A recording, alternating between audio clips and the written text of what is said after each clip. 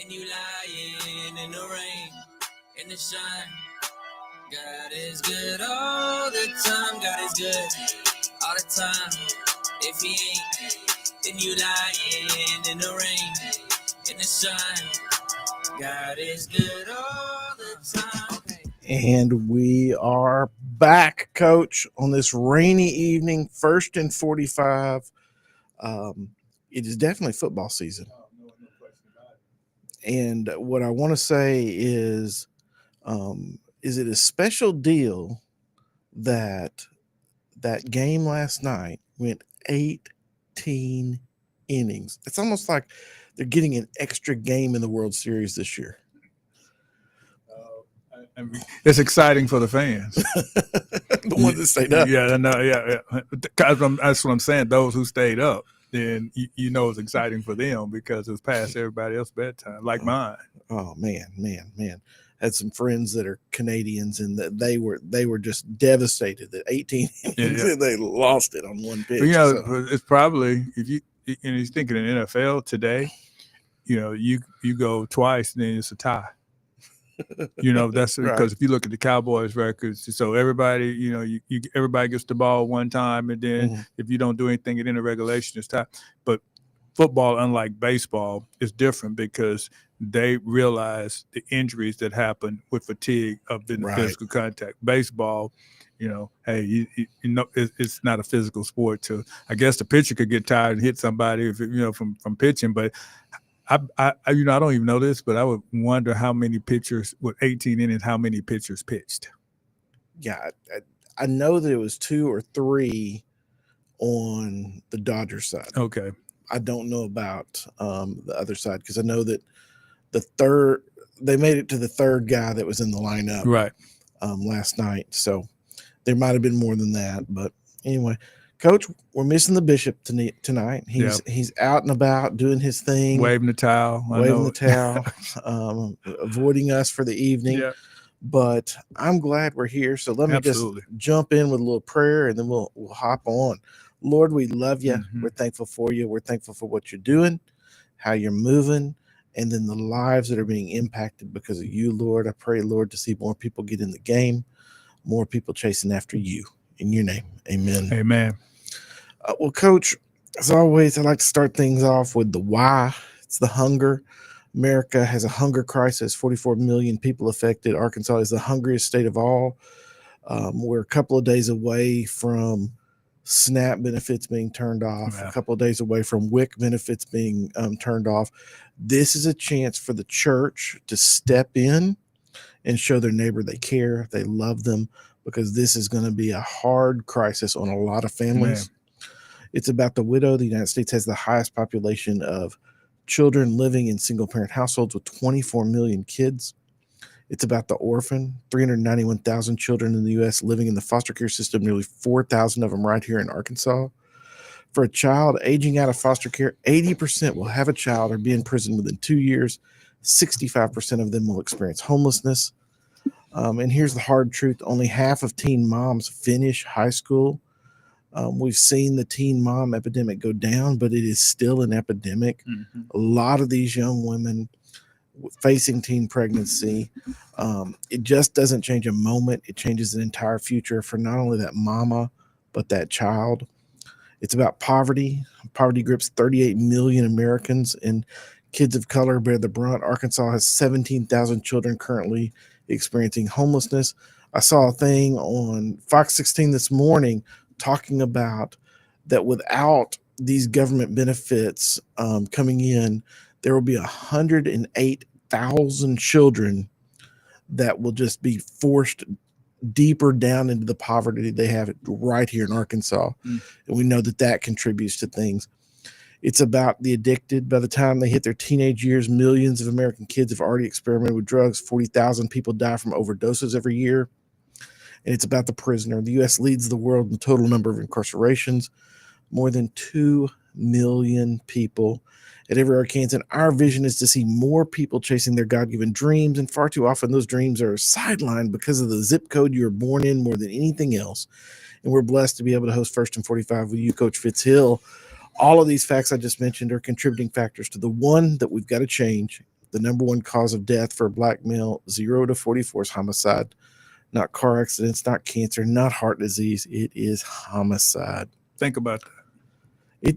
It's really honestly kind of crazy. It is. Because if you go to the media, oh, well, we got a problem with this and we got a problem with that. We got a problem over here. But it's not like we got a problem with homicide. Yep. I mean, look, you look at it and school shootings are horrible. Yeah. Horrible. Absolutely. And we're putting lots of money to stop school shootings. We got to put the same effort into stopping the guns in the hands of these small children. No question. I mean, it's just devastating. I mean, even when we look at the drug epidemic and from opioids and things, you rarely hear of, and maybe something, I don't want to speak about something I don't know, but I read quite a bit. I'm abreast, and Keita's always saying to the boy, "Can you not read?" Right? I mean, because that's all I do. I mean, I mean, you use every book in there, but I don't see the same energy, intensity on examining the opioids because you don't see it in the age group that we see the gun violence. Right. Now, most of the times when we work with recovery, there's older gentlemen dealing with, and I'm speaking anecdotally, so I don't have a statistical analysis to say I'm right or wrong. I'm just speaking based on my experiences right now. And you don't see, this, it does happen. Yeah, absolutely. But I'm saying you don't have an epidemic where it's the number one cause of death for youth is taking drugs, opioids. What we see, to your point, that gun violence is, even though for all kids, it's disproportionately high. Yep. But for kids of color, it's an epidemic. Absolutely, absolutely. And tonight, Coach, I want to talk about the hidden cost of survival. I mean, what violence teaches our young men before the age of 15. Today's conversation isn't just statistics alone. Once again, it's about survival, about what happens inside a young black man's mind long before he ever makes the evening news. So, because too often before the age of 15, our young men are already in survival mode, learning lessons about fear, loyalty, manhood that they were never meant to carry at that age. And as we all know, that their frontal cortex is not developed. They're experiencing these things. And when a child grows up surrounded by violence, even if he's not directly in it, the brain starts to adapt. Scientists from Harvard Center for the Developing Child calls it toxic stress. And that constant state of alertness caused by exposure to danger, it actually rewires a lot of these kids' brains. And that means by the time a young man is 10, 11, or 12, he may already be living with anxiety, hypervigilance, distrust. He's not just reacting to danger, he's anticipating in it, always scanning the room, always ready to run or fight. And you think about it, it's like the Lord's house is supposed to be a house of peace. But the house that these kids are living in and running in is not. Chaos. It's chaos. And while that might sound like strength for these kids, it's really survival. The body's saying, I can't rest. I can't feel safe. Chronic exhaustion. I mean, chronic just anxiety. And they don't call it that because it's like, well, all my friends are going through the same thing. They don't understand the difference. But when survival becomes normal, peace actually starts to feel strange. No question. A lot of our young men don't even know how to be calm because calm has never felt safe. They're always moving. They're always going. They're always. One research suggested that dealing with urban kids from poverty and lack of structure, home, that how calming to take a kid to the country and fish. Said it was really strange for a kid to be able to not hear sound and just to be there and to take a kid and go fishing, and to take a kid to the country and what used to be a normal deal, then you take them to an urban community and you're dealing with all the noises and all the things what you're talking about. I mean, it's just hard to process. And so you're exactly right. It's just like post-traumatic stress syndrome, PTSD, like a soldier going and I'm reading this book on trauma right now, and it says how the body just naturally responds, once you have a trigger. So if you've been in combat and you hear a sound, you jerk, you jump. That's what these kids are doing at an early age, but nobody understands. It's just an adaptation to their environment. Yeah, their trauma has become their culture. Mm-hmm. I mean, we say he's hard, he's street smart, Yeah. he's the school of hard knocks, whatever you want to say, but maybe he's just really wounded. Yeah. Maybe he learned to silence his emotions, not because he didn't have those emotions, but because showing them was dangerous. And I look at a lot of our kids that it's like they truly become hard. Mm-hmm. Their heart is hardened, and we know the Bible talks about that. Hardened heart is a very, very dangerous place to be. And that lesson taught on the playgrounds, in the neighborhoods, in the living rooms filled with fear, that lesson just stays with them. Well, in the book, First 1,000 Days, it speaks about, and I see my grandkids, and when I have their grandmother, their great grandmother, their auntie, that when you have around my boys. And so if they're crying, the first thing to do is for somebody to grab them and nurture them. Baby, it's going to be okay. But then it talks about in many situations in the first 1,000 days, in that nurturing environment right there, a kid learns to cry, and then they cried and stopped crying. Then that's part of the non-feeling. Well, nobody rescued me. Right. All right. So that's the first. So now you don't even know the next time you're hurting because nobody came to help to help you during that time of crisis. So that kid now starts normalizing I'm not loved, because the touch, the nurturing of the mother is no longer there. Yeah, I mean, CDC reports, and we know this, that Black young men are 10 times more likely to die by homicide than their white peers. But what we rarely talk about is that before that happens, many of them have already died emotionally. No question. They're numb from loss of friends and loved ones. They're detached from hope. And they train themselves, like you said, not to feel. Not exactly. When you're at that point of desperation, that it's like, well, crying didn't work. This didn't work. That didn't work. Okay, well, turn off that switch. And it's just like what we've talked about when a child is brought up on Dr. Pepper instead of a milk. It changes, it rewires, it reconnects, it totally discombobulates the body. That's the same experience a lot of this trauma is when they're not able to process it. Psychologists call it emotional blunting. The streets call it not caring. But scripture calls it the hardening of the heart. Yes. In Ephesians 4:18, Paul writes that they are darkened in their understanding and separated from the life of God because of the ignorance that is in them due to the hardening of their hearts. Yeah. I mean, he actually ties in, you become ignorant when your heart is hardened. You can't see the truth. You can't see what is reality versus what God intended. It's just all blurred, and then all of a sudden it's like you're blind to no question. And that's what trauma does. It doesn't just make young men angry, it separates them from life, from empathy, from God's design. Hey guys, it's the end of the first quarter. We're going to keep talking about this. We're talking about our young men, what we got to do to change it. Don't go anywhere. We'll be right back with First and 45 with Coach Fitz Hill. Cause the living God is living in my chest. Every day I wake up feeling blessed. And even if I don't, I see it as a test.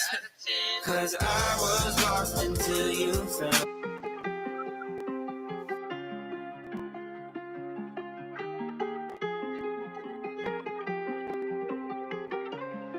As a former football coach, knowing the engagement that takes place on the football field, the basketball courts, the track, baseball, outside of extracurricular activity, META is the best academic curriculum I've seen for the oftentimes socially challenged student. And glad to have a pilot program going here now with Hamilton Learning Academy, as well as Juvenile Detention Facility, to inspire, grow hope to a population of kids who sometimes don't believe that in the United States that life, liberty, and the pursuit of happiness is for them.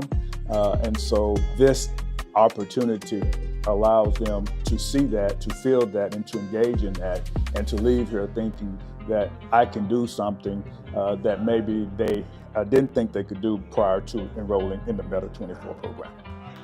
All right, who's the CFO? Yeah. Come on up, come on up. Give the CFO a round of applause. All right, what's the marketing promotion team?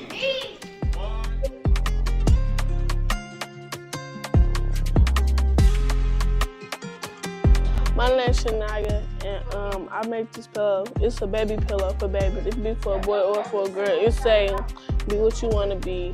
I really want to make a side hustle of this and like give pillows to the hospital so you don't get good rest with like soft pillows like this.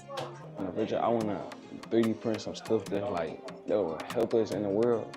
I would love to print 3D houses to help architects build real houses because there's a lot of people in the world that homeless right now, and I feel like if I'm able to print 3D houses, I feel like architects can make more houses faster.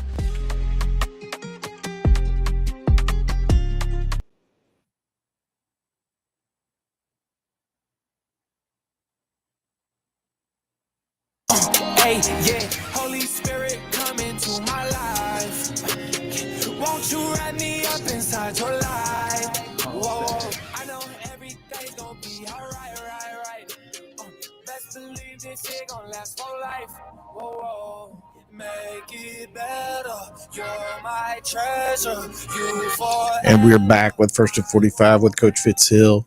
And that's what trauma does. It doesn't just make young men angry. It separates them from the life, from empathy, from God's design. But here's the good news. Transformation is possible. Romans 12:2 says, do not be conformed to the pattern of this world, but be transformed by the renewing of your mind. And that's what healing really is, the renewing of the mind. Coach, you talk all the time about the stretched mind. It never goes back. That's right. That's right. And when we look at these young people, especially with all the new stuff that we're working through with Meta 24, the goal is to stretch these young minds into a direction that they've never been stretched, to where they think differently. Because what we got to do is get them thinking back about that hope and that future and get them out of that trauma. We can't always change what happened in the past, but we can change how the next generation interprets it. We can change how they look at a situation. In the past, it might have created anxiety. It might have created this, but man, there's some security in Jesus. No question. There's some hope in Jesus. And if a young man has learned to survive, he can also learn to thrive. Yeah. I mean, social learning theory, and that's why the way God intended for it to be, and I saw, we were just talking about the homicides and just the things that are taking place. And I saw a youth football game, and everybody on the youth football game had pink on, promoting the awareness of breast cancer. And it just goes and saying that's what we're trying to do in our own vein of bringing awareness to this crisis and the hurt and the trauma that's in this is deadly. And I'm going to talk about it more even second half, that how the grenades is impacting everybody around. So it's not just we've lost one and one. No, the trauma that you're talking about into the family, as Mother Olivier, the trauma in Papa Joe, the trauma that continues to resonate long after the detonation of the homicide, it lives with us forever. Yep. When Lieutenant Dan is chiming in online, he's saying that he went through the same thing with all of his trauma. Yeah. I mean, but somebody's got to teach these young people a new language, the language of peace, patience, and purpose. And I mean, you look at just the concept of patience, not to pop off instantly. I mean, so many of these videos that we see that are on social media now that we look at it, it's like, holy cow, how did we get there that quick? Yeah. Someone just went totally crazy.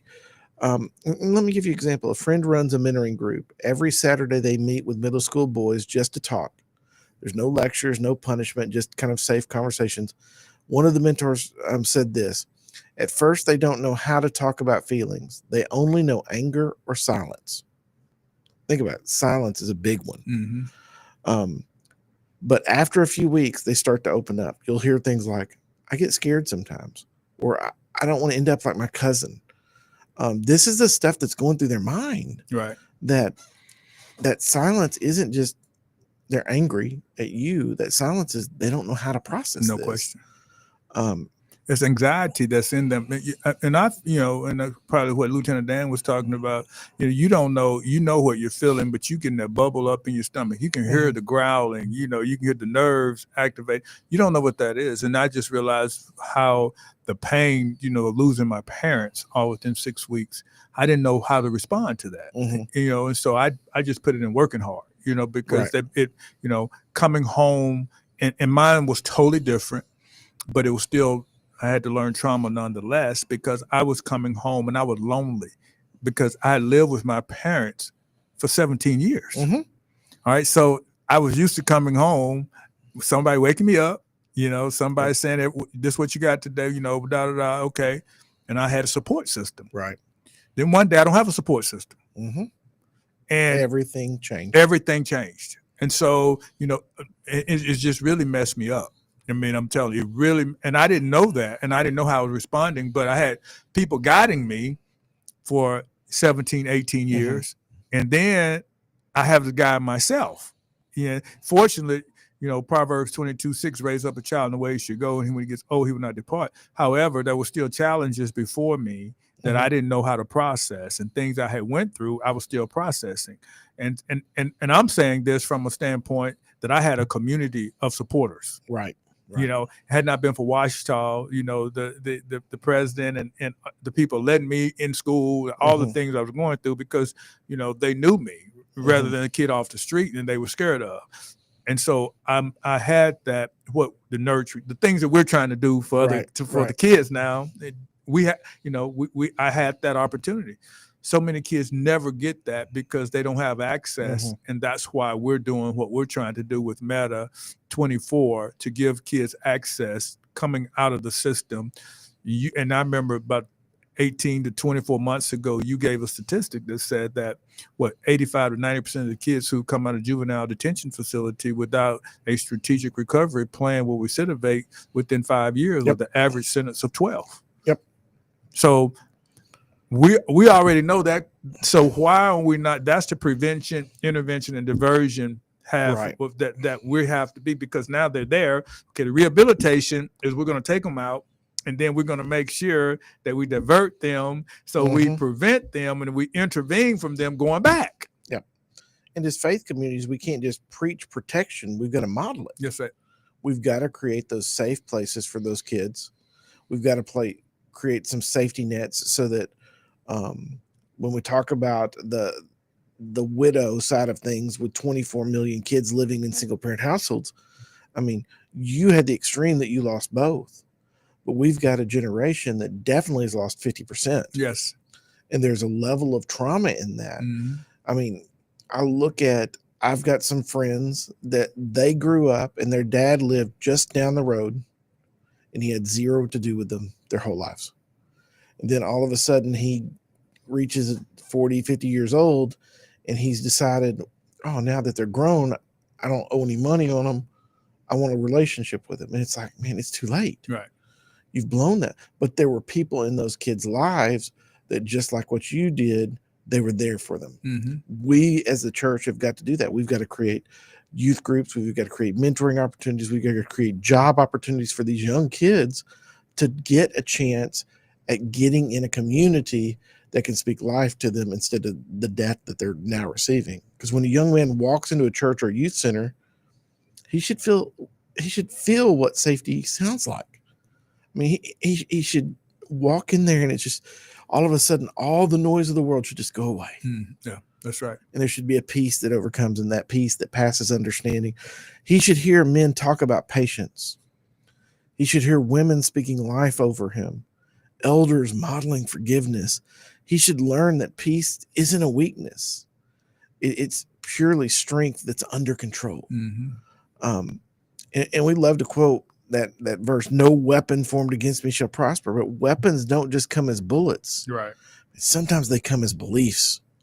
And so many of these young kids, they've got messed up beliefs in what the world should be or what the world is. And if a young man believes he's not worthy of love, that's a weapon. If he believes emotions make him soft, man, that's a weapon. And if we don't confront those lies early, those lies gain root, and they start to grow and they prosper inside of him. And you wake up and it's like, he's not worthy of love. He can't be soft. And all of a sudden he's doing things that he was not born to do. So today, I mean, I think we really want to see the church. We really want to see parents, coaches, mentors, and looking at the kids that are around them, that they look at and they've already judged as, oh man, that kid's hard. Oh, that kid's, man, he's too wrapped up in the streets or whatever. And just simply start talking to them, asking them how they feel. Hey, what's going on? Not, man, what'd you do wrong? But man, what are you carrying? What are you carrying that's not yours? I mean, what's that burden that's just beating you up inside? I mean, I never will forget. I can't remember the pastor that told me about this. He said the transformation only happens when you can get them at a table to eat. Oh, Jesus. All of a sudden you start eating and the barriers start to break down and conversations start to be had, laughter starts to come, and truth starts to come out. Yeah. Kids want to tell the truth. They want to tell those hurts. They want to tell those pain, but you've got to create the opportunity. And I know that, I mean, that was always your philosophy with Catfish, Yes, sir. Catfish Fridays. I mean, you use that sitting at the table for the next move. But you just think about families that sit at the table to listen and to have conversations. You know, and it's difficult oftentimes today. I mean, growing up initially we didn't have cell phones to sit at from a distraction. Sunday afternoon meals at my house, as I remember, my mother would always bring over the choirs, students from Henderson State and even Ouachita Baptist University. So she would pick up, and that was part of the deal. Hey, if you come to church, you're gonna be able to come to my house and eat all you want after church, and that's what she did. Yep. And she had built an incredible young people's choir with college students and high school students together, and we had an incredible choir. But that was the thing. My mother started cooking on Saturday afternoon for those kids to come, and I didn't even get to sit at the table. On I had the little people's table, right? You know what I'm saying, right. Over the top. But I can tell you, we fed on average 15 people were eating at our house every Sunday that would come in there, and my mother we never ran out of food. And and how they to this day, when they see me, they think about the Sunday afternoon and the life lessons that she was talking about while those children sat around, while those young adults sat around, about the lives and all the things about doing right. I saw her breathing, investing into those people, and she did it over food. Yeah, and I mean, you look at it. Sometimes we look at a kid and we say, "Oh, the most dangerous place for them to be is right there on that street corner," but it's really in their head, all alone, isolated, where Satan wants to get you. And if we don't create space for those thoughts to heal, for those conversations to take place, man, the streets just scab them over. Yeah. Yep. What that video say when they're pull you off the porch? Yeah. You just say, you're sitting there waiting, and then if the kid doesn't have anything to do, and somebody say, "Come go with me," and they're not involved in anything, pull them off the porch. And then that's what Turtle talks about, his experience being suspended from school, all the things that we're talking about, that we have to build this game plan of restoration for the kids that you've described in the first half. Yeah. The hidden cost of survival is too many of our young men are learning to live half alive, but God never called them just to survive. He called them to live abundantly. That's what we're talking about on First and 45. So don't go away. We'll be right back after the break. I hear your voice carried in the rhythm of the wind to call me out. Hey guys, Drew here, and for the last 11 years, we've worked together to build the Arkansas Dream Center. And over those years, things have grown, opportunities have happened, but we've continued to focus on that mission of every Arkansan chasing their God-given dream. And for that very reason, our corporation is actually known as Every Arkansan Inc. We have two ministries that really work together in tandem to see that mission take place. We have the Arkansas Dream Center, which is going out and we're reaching out to the communities. We're in those communities with mobile trucks. We're doing after school, we're feeding, we're doing all those things you know us for doing. But in addition, we realize that the church is the answer to a lot of society's problems, and there's one on every corner. So we have City Serve that comes along the side of the church, and they provide the resources. They provide furniture and clothing and diapers and all these things to the local churches so they can reach out to their neighbors. And together, when those two start to mesh, we're going out and we're bringing the churches alongside of them, and we're equipping and we're resourcing those churches. We can truly empower the local church with the resources they need to strengthen relationships in their communities. And that's what our vision is for Every Arkansan Inc. And we're so glad you're a part of it.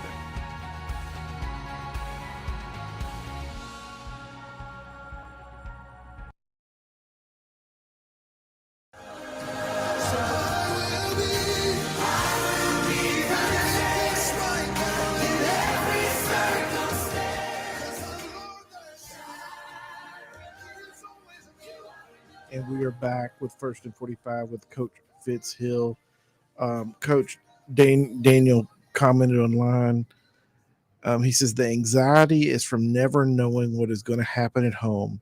And he heard it explained it's like living with a bear and never knowing when the bear is going to attack you. So you walk on eggshells, trying not to ruffle feathers. And when you get to school, when you get to school, you project that abuse on everyone else that you can. That's descriptive speaking. And and I look, I to watch what Lieutenant Dan is doing with the group of it's just truly the rehabilitation, the restoration process of what you're doing. I get to see those young men. We're actually getting ready to move Miss Felicia Wells out, and finally got the containers over. But even the CNA programs that working with the GED programs, with the CDL programs. Just today, as I mentioned to you, the mayor stopped by and was able to show him how Meta 24 is not transactional, it's transformational. And I told him we don't want to be transactional anymore. Transactional is just, hey, opportunity, you come in, you go out. I said the vision that we're trying to do is to allow individuals to be self-sustaining and to be able to take an opportunity and change their lives, and not just to say, oh yeah, I go to school over here and I'm in that. No. We want to be transformational, not transactional. And I say that because each week, and you and I hope you'll be able to join me even in two more days on our next broadcast, that I'm going to be talking a whole lot about. You sent me that text message about the 3 young men being charged for capital murder. And as I started, I probably spent about 2 hours surfing the media, looking at the background, checking their social media pages and trying to see what was it that on Friday morning that the kids left home that prompted them to shoot in a car to murder someone.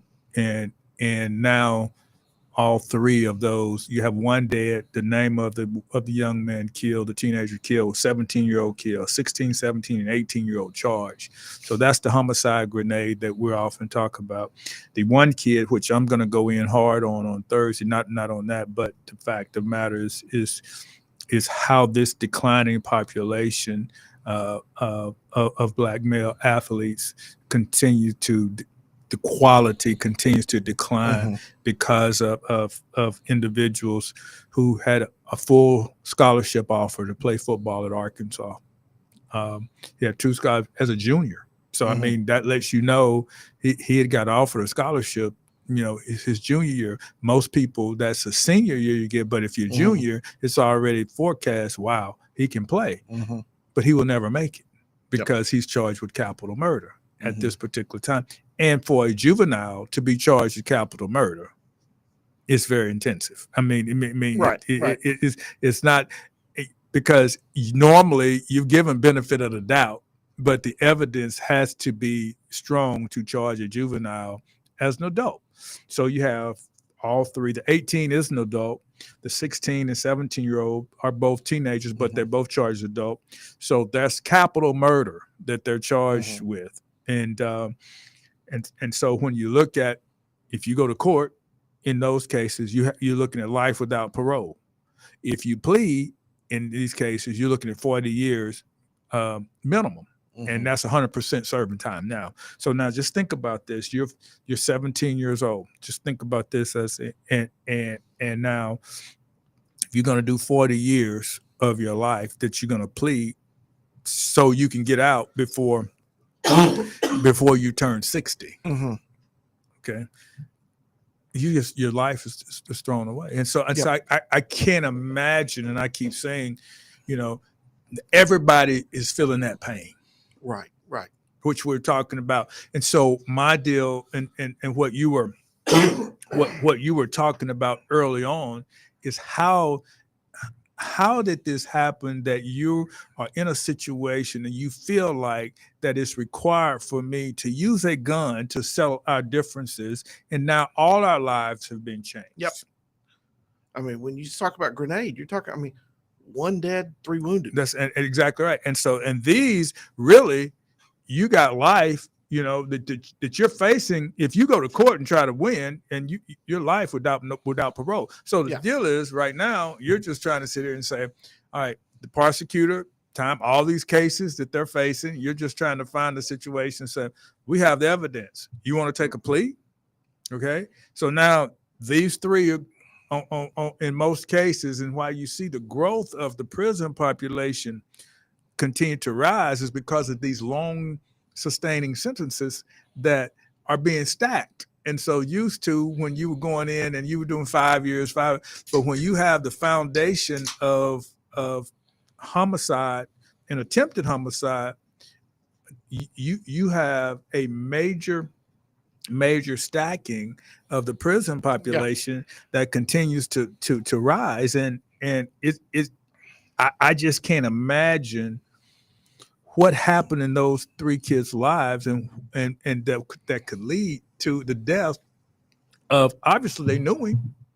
Yeah.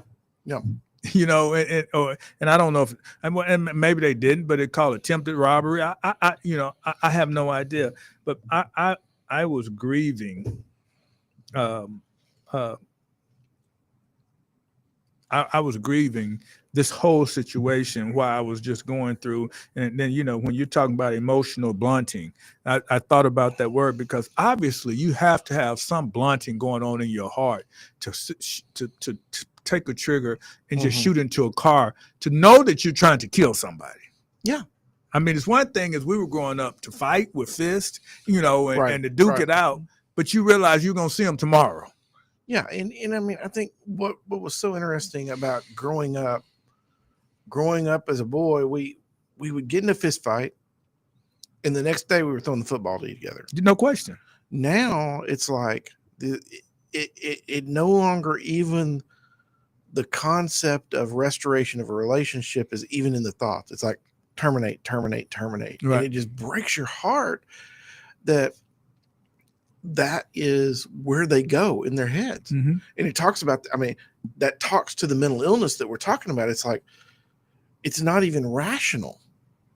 Most people, they see a bug on the ground, and that crunch, when you kill it, it gives you the squirms. Right. You're talking about a human life. That's right.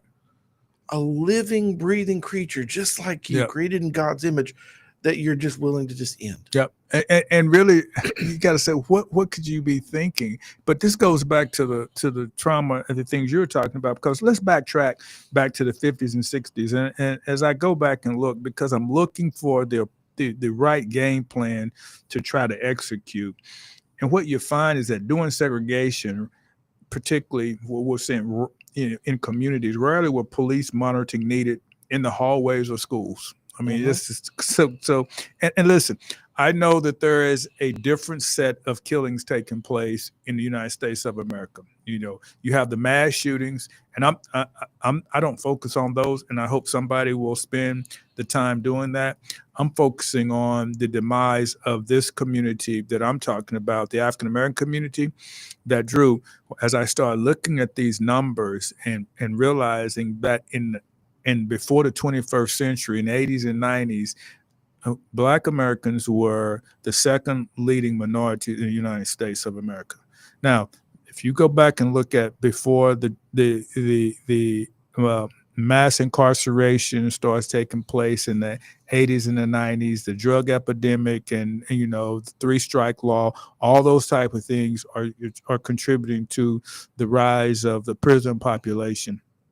But what I realize is that I think the Black Americans prior to the 21st century, and then the Hispanic population was about 8%. The Black population was about 11%. Now I'm speaking hypothetically right now, okay? So I don't have these deals. So I may be wrong a little bit, but these are things that I'm trending towards in my research.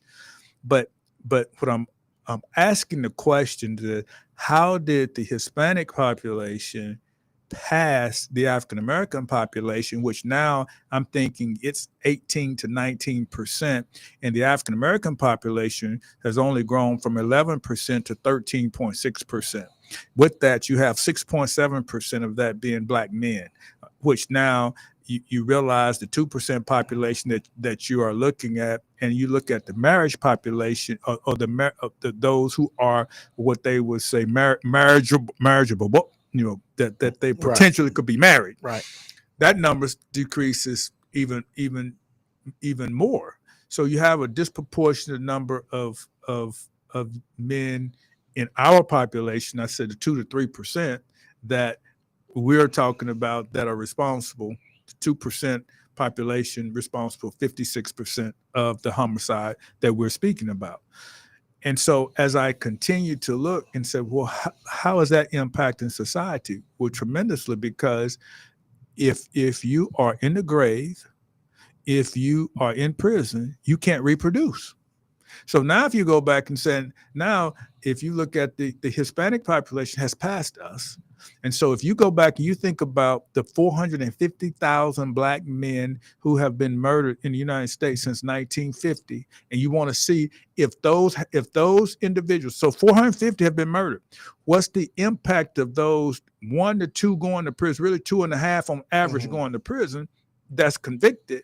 Now you see why that the Black population has not grown as rapidly as the Hispanic population, when the Black population used to be more than the Hispanic population. So I'm saying, wow.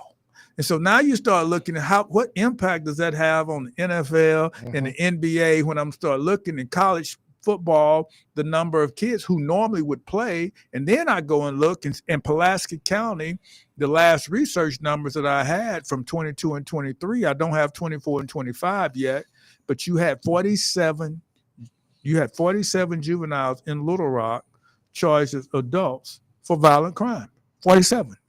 Of the 47, 1 was white, okay? 2 females were charged with murders, and you had 44 Black males responsible for the 47 incidents.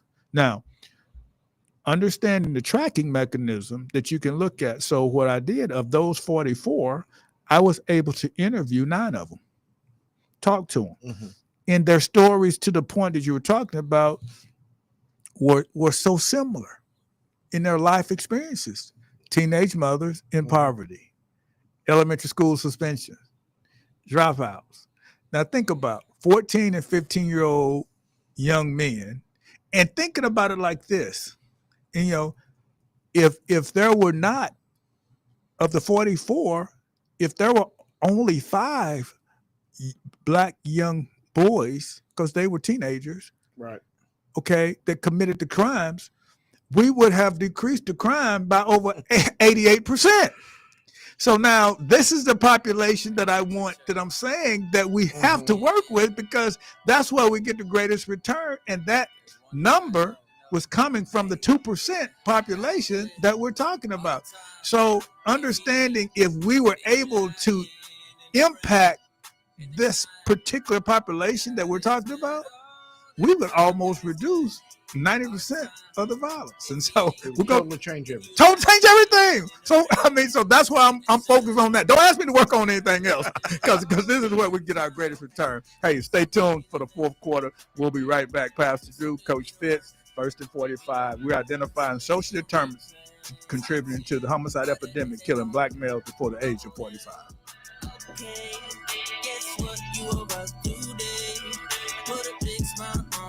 Black men have so many different problems, so many different issues. Homicide rate, high incarceration rate, fatherless homes. What is America going to do about it? What are we going to do about it? Yeah, what are we going to do about it? When I say we, I'm talking to black men. I'm asking us, what are we going to do about issues that negatively impact black men and boys to a greater degree than other demographics? Everybody knows about the homicide epidemic in this country regarding black men and boys. While comprising only 6% of the nation's population, will account for 50% of the nation's homicide victims. So what are we going to do about it? Here's another disturbing reality. While making up only 6% of the nation's population, we're about 40% of the nation's prison population. In fact, 1 in 3 black males are projected to go to jail in their lifetime. Again, I ask, what are we going to do about it? Collectively, black men have the means to solve these problems. We just don't have the mind to do so. And means without the mind is meaningless. Brother, it doesn't mean a thing. Take my soul to the heaven gate. Check it out, we do the race like I caught a case. When I ain't got nothing left, you a call away. God is good, God is good all the time. If he ain't, then you lying. And we are back with 1st and 45 with Coach Fitz Hill. Coach, keep it going for us. Yeah, and I tell you, I as I look at the questions and searching for the answers, I have, I'm saying the answers they were very based on the experiences of the individual. And I'm speaking, I'm born in 1964, the civil rights years that have come, actually, when we start looking at legislation and laws that in my mind, when I started thinking about the lessons once taught by the church and faith-based organizations, how it really impacted the family. And what it said, economics and political commentator Walton E. Williams stated that the abandonment of traditional values negatively affected America as a whole, with blacks suffering even greater. And so that's, people say sometimes when white America has a cold, black America has pneumonia. I mean, and so the things that impact them because oftentimes of your living environment and of your circumstances. And I think we must continue to try to create a strategy. Just what Meta 24 is, to change the current plight of our black male youth and teens in America. And it's going to require, as you mentioned, our churches, our faith bases, because sometimes the schools can't do something because they're separating church and state. And we have to be intentional. And if this is not possible, with the fathers that are missing, we have to try to provide positive, identifiable role models to help single mothers raise their black sons, because of the things that you're saying, the positive environment. And I know, sixth and gold, that I hate that I was not involved in how the positive impact that had. I remember 3 or 4 years ago, I was walking through Walmart, and the young man, he looked at me, he wanted to say something. His dad said, he said, you're Coach Hill. You're Coach Hill. And I said, yeah. And just the impact that you have on those young people in that situation, in that environment, at that time that we're breathing into their lives, discipline and being on time and the games and teamwork, all those things. But, the decline of the percentages of black two-parent families within itself is a crisis in African American communities, as is a lot of communities. But I'm looking at the impact. But this dilemma, it wasn't just reported. It's been reported since 1965 by Daniel Patrick Moynihan, who was serving as Assistant Secretary of Labor, and he wrote in his report titled "The Negro Family: The Case for National Action." Well, back then he described the high rates of marriage dissolutions, illegitimacy, and the percentage of Black families headed by women as evidence of the crisis. So he had already started seeing it at that point. But see, in 1940s, only 19% of Black children were born outside of wedlock compared to 74% today.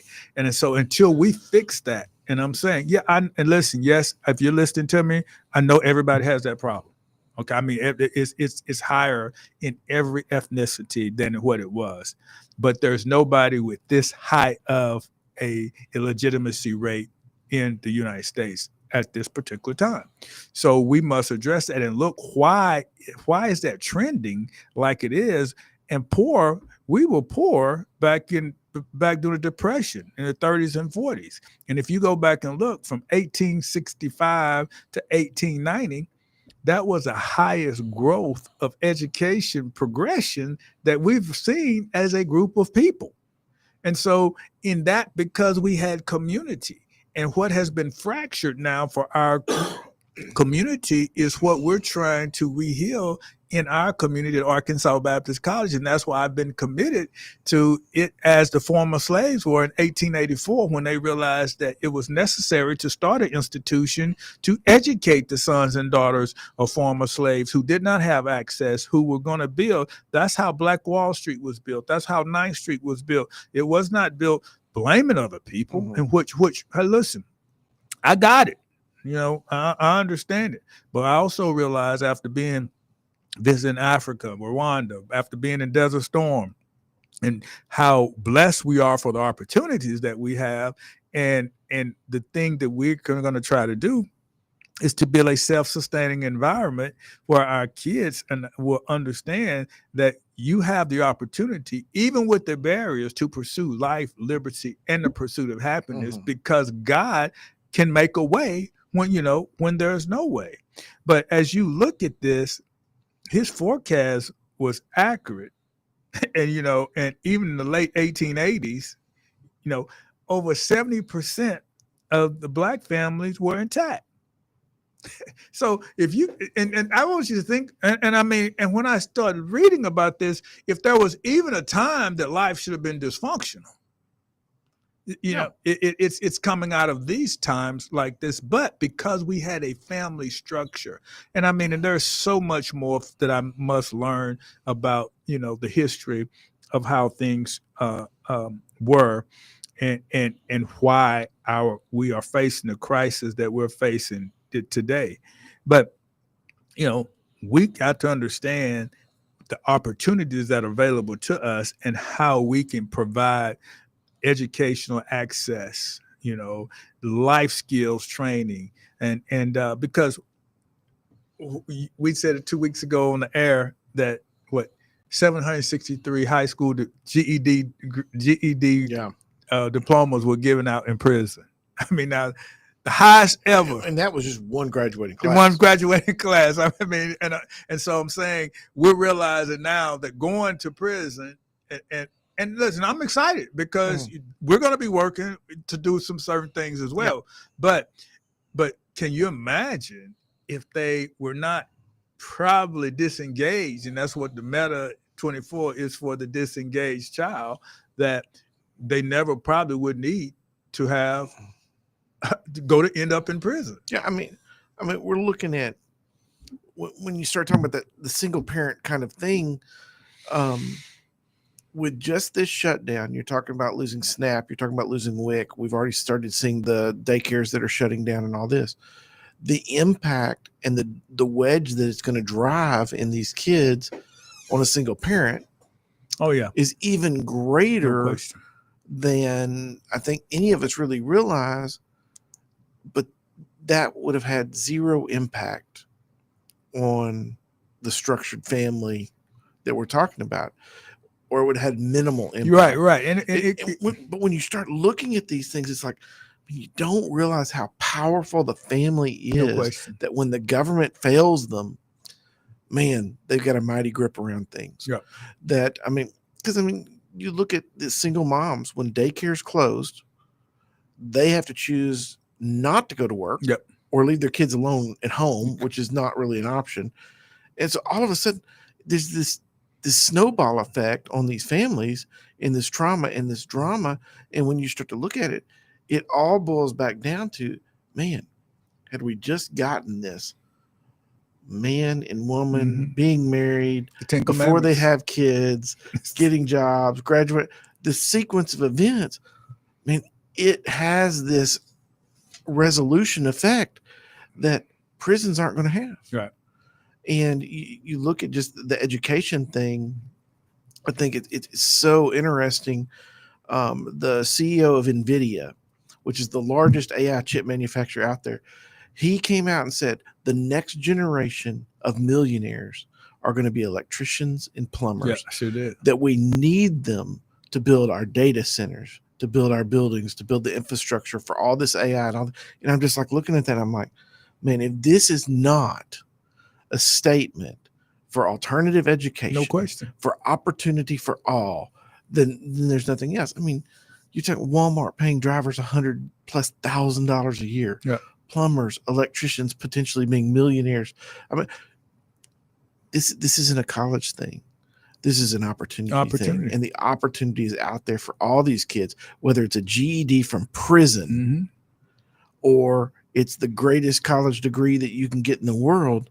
The opportunities exist for our kids. Right. That's exciting to me, because when our kids start to realize that, man, there's a new hope. Yep. There's a new opportunity. Well, that's what I call when the brain is stretched. And that's what I'm saying, when it, because it's the aha moment, that I can do this. And that's what we really attempt to stress.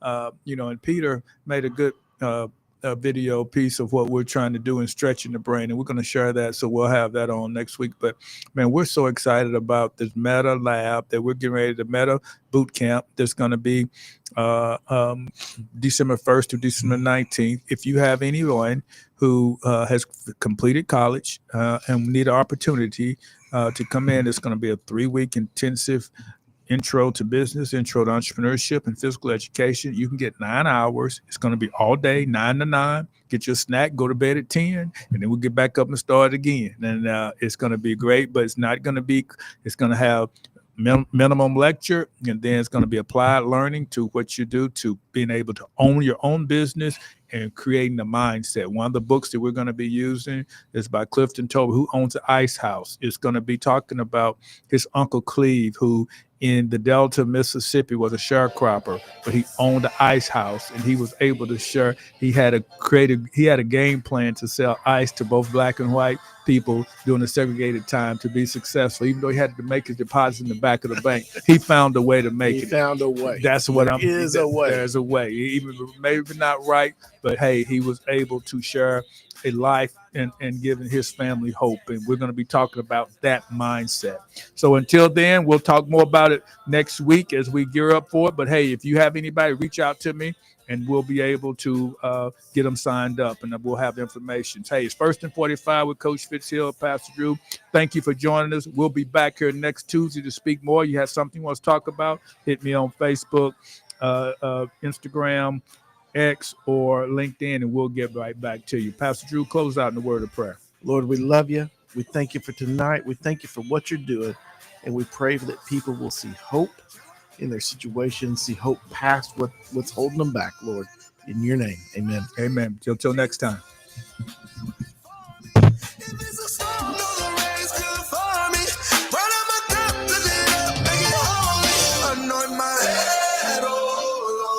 Let me not forget.